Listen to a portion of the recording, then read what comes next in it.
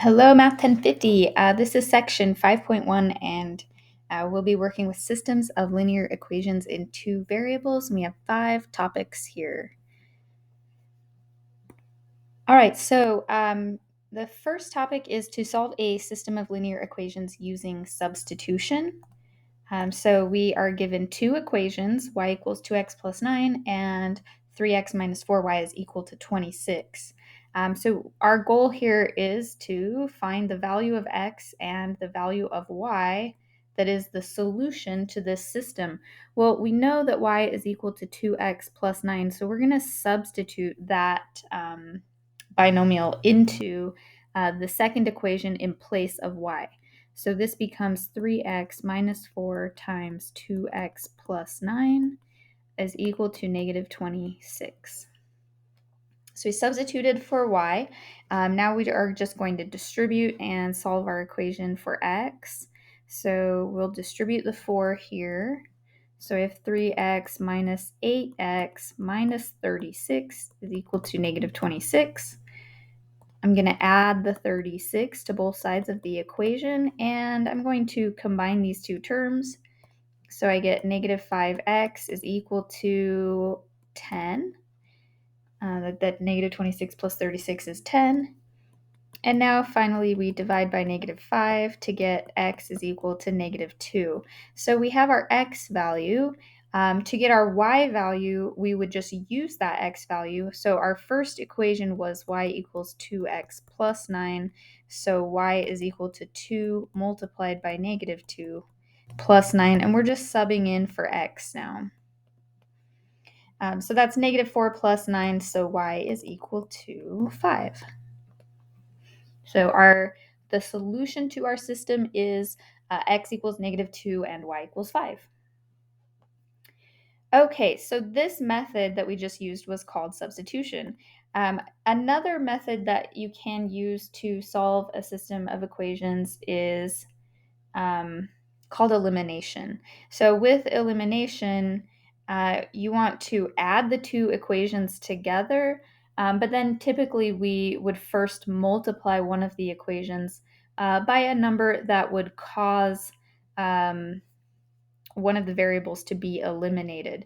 So you typically can choose whether you want to try to eliminate x or y. And with this equation, I really could choose either.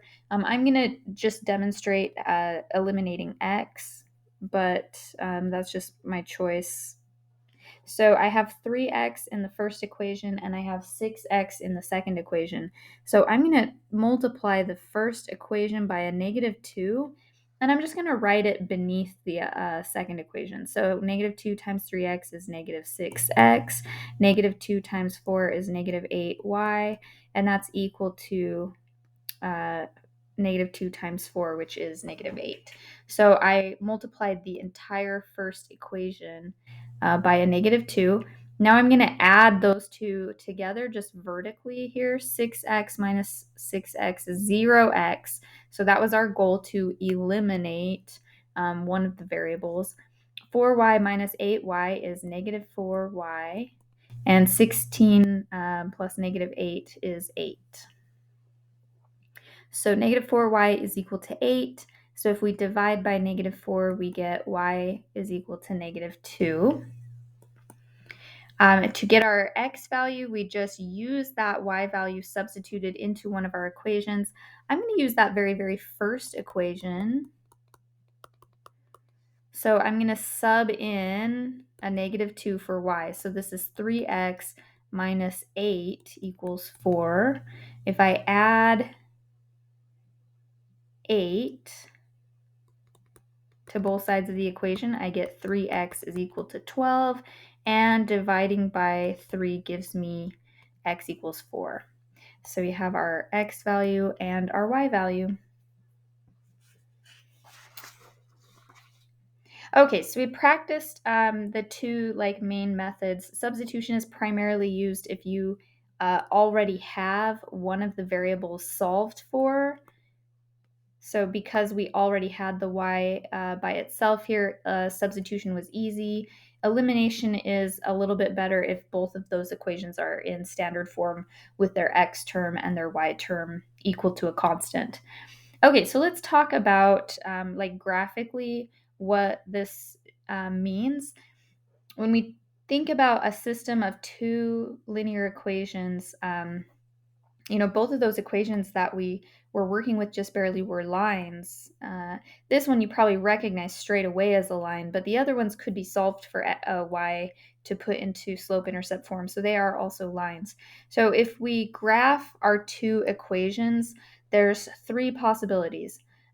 Either they just intersect, like this system does.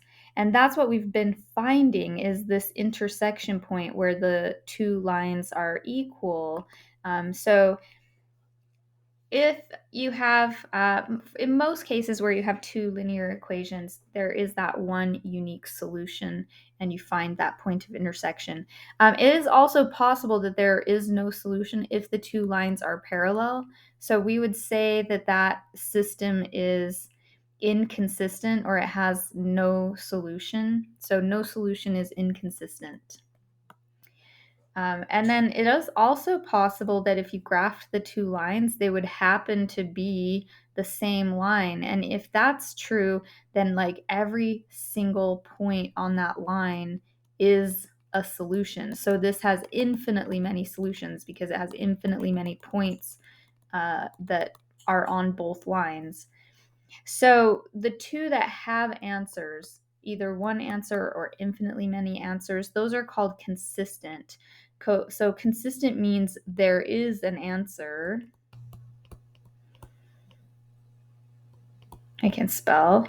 And then if there is an answer, it's either unique, which is independent, or infinitely many, which is dependent. So your next topic gives you a graph and it asks you just to indicate if it's inconsistent or consistent or dependent or independent, and then how many solutions it has.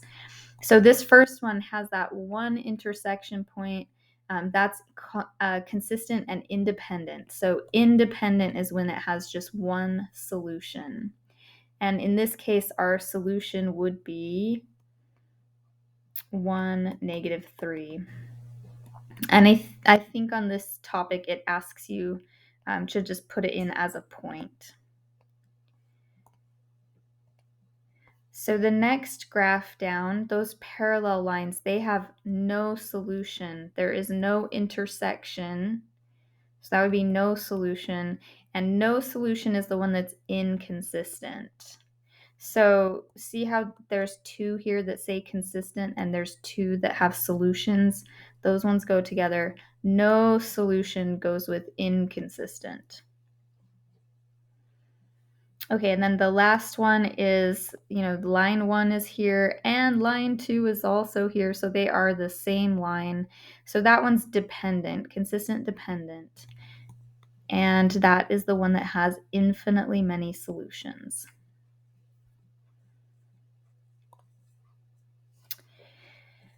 Okay, so there's no difference between this topic and the two we started with, except for that instead of just typing in your answer, it's possible that you'll have no solution or infinitely many solutions. So it could be one of the three cases.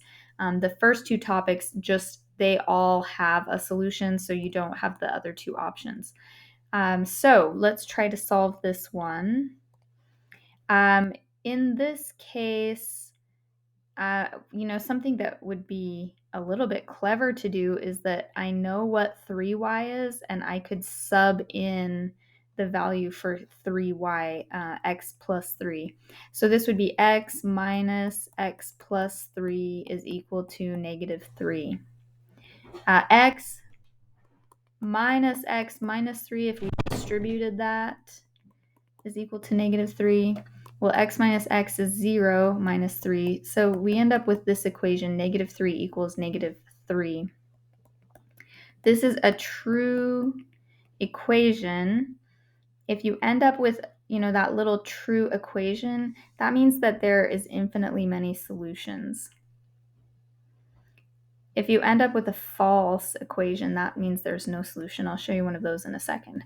So this one has infinitely many solutions, and it will give you this little box that says y equals, and you have to type in a relationship for y. So when you type in y equals, you're not typing in a number, you're typing in a little expression for y. So we need to solve one of our equations for y. So that one, that second, it's almost solved for y. 3y equals x plus 3. So to solve for y, I just need to divide by 3. So I would just type in x plus 3 over 3. Or you could also type in 1/3 x plus 1 if you wanted to divide both of those terms by 3. Either of those would be fine.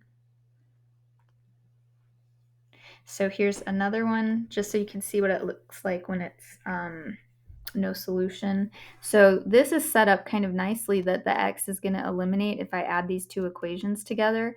So negative x plus x is 0. 2y minus 2y is also 0.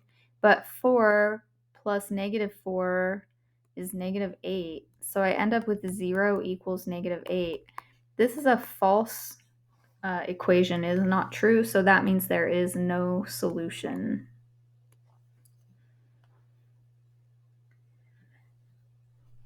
Okay, the last thing we have is a topic that is a word problem topic.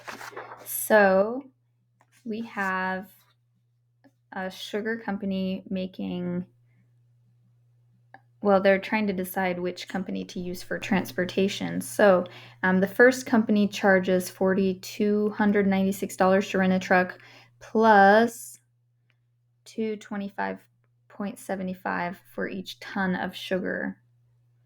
So we're going to write an equation for that company.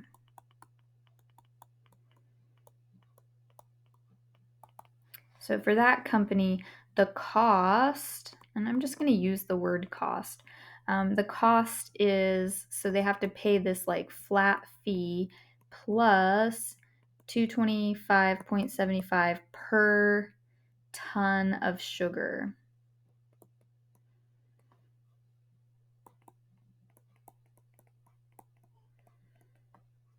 So they have to pay the $4,000 and then they pay $225.75 for each ton. So if they deliver 1 ton, it would be $4,296 plus $225.75.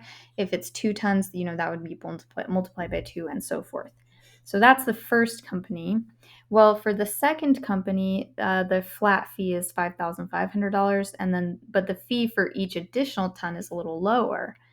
So higher upfront cost, but lower per ton cost. So for the second company, we've got $5,500 plus $150.50 per ton of sugar. So our goal here is to figure out for what amount of sugar do the two companies charge the same. So in my equation, that's the X value. And then it asks what's the cost when the two companies are charging the same. So that's the C value. So we're going to solve this little system. You could definitely do elimination, but it's tricky to figure out what in the world you would times by to get the X to eliminate. I guess you could eliminate cost, but what I'm going to just do is this is cost and this is cost. So I'm just going to substitute this for cost. So my equation is 4,296 plus 225.75 x equals 5,500 plus 150.50 x. Okay, so we just need to solve for x here. I'm going to subtract the 150.50.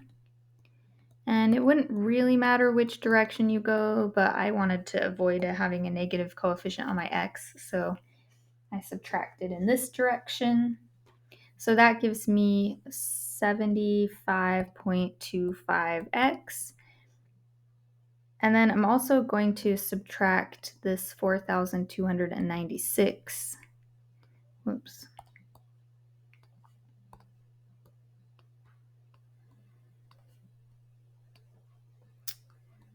my battery is kind of low on my tablet, and when my battery is low, my handwriting is worse. Like it doesn't pick it up as well. Okay, so we get 1,204 with bad handwriting. So now we just need to divide by 7525. And when we do that, we get 16. And that was tons of sugar with really bad handwriting. Okay, so our X value, we have 16 tons of sugar. And then to figure out the cost, we would just substitute that into one of our two equations. If we sub it into the first equation, 4,296 plus $225.75 times 16, we get a cost of $7,908. Okay, so that is it for section 5.1. Thank you.